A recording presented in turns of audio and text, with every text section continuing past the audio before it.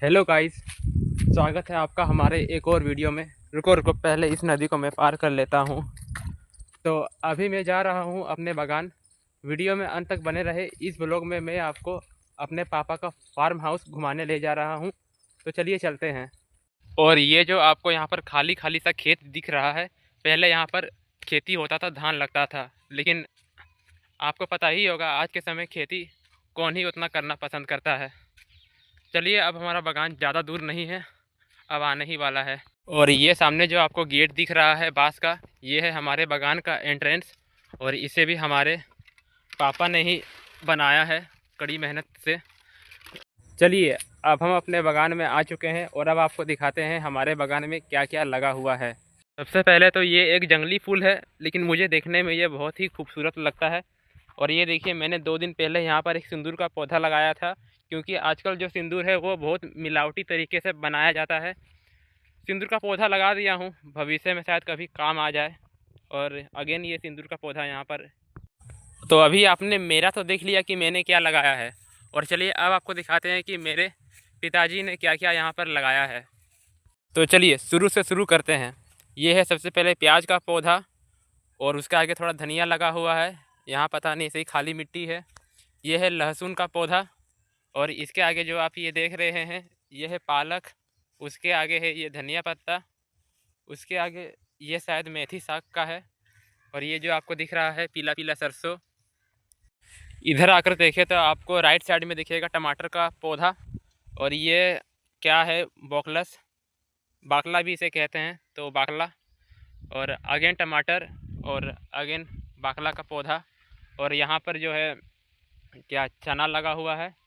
और ये पापा हमारे खेत की मिट्टी को तैयार कर रहे हैं कुछ और सब्जी लगाने के लिए। और इधर भी हमारे पिताजी ने मटर और बरबट्टी लगाया था, लेकिन कुछ बकरियों ने यहाँ झाड़ी से घुसकर हमारे इन फसलों को थोड़ा बर्बाद कर दिया है। आगे चलकर देखा जाए तो हमारे पिताजी ने एक क्रम में एक लाइन में इन प्यारे प्यारे केले के पौधों को लगाया था 5 महीने पहले।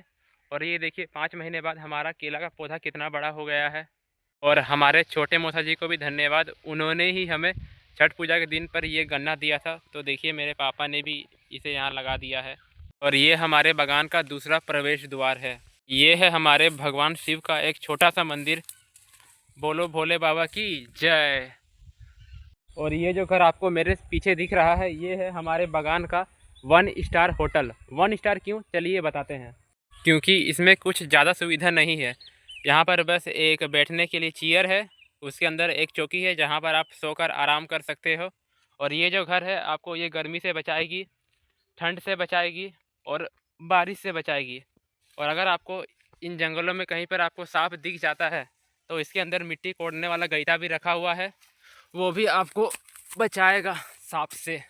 और ये सामने जो आपको दिख रहा है ये है हमारे बागान का एक छोटा सा कुआं। आप चाहे तो इसमें से पानी भी निकाल कर पी सकते हैं। अब 1 स्टार में आपको इतना ही मिल सकता है, पानी गर्म करके पी लीजिएगा, यहाँ पर लकड़ियों की कमी नहीं है। और यहाँ देखिए गाइस, मेरे सर के ऊपर एक केला है, और ये केला का फूल। हट गाइस, देखिए कुत्ता घुस गया हमारे बागान में, इसे मारना होगा शायद अब। और गाइस ये है हमारे बागान का नींबू का झाड़। एक दिन मैं यहाँ से ऐसे ही जा रहा था तो मैंने देखा इस नींबू के झाड़ पर एक सांप जो है आराम से सोकर ठंड में गरम गरम धूप का आनंद ले रहा था दोपहर में। तब से मैं यहाँ जब भी आता हूँ बहुत ध्यान से आता हूँ, कहीं सांप का दर्शन दोबारा ना हो जाए। और ये जो हमारा फार्म हाउस है ये मैथन डैम से लगभग 2 किलोमीटर की दूरी पर है।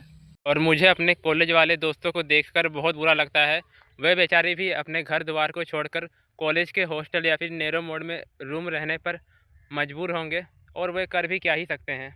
कोई नहीं गाइस, और बस 2-3 साल बाद मेरा भी कुछ ऐसा ही हाल होगा।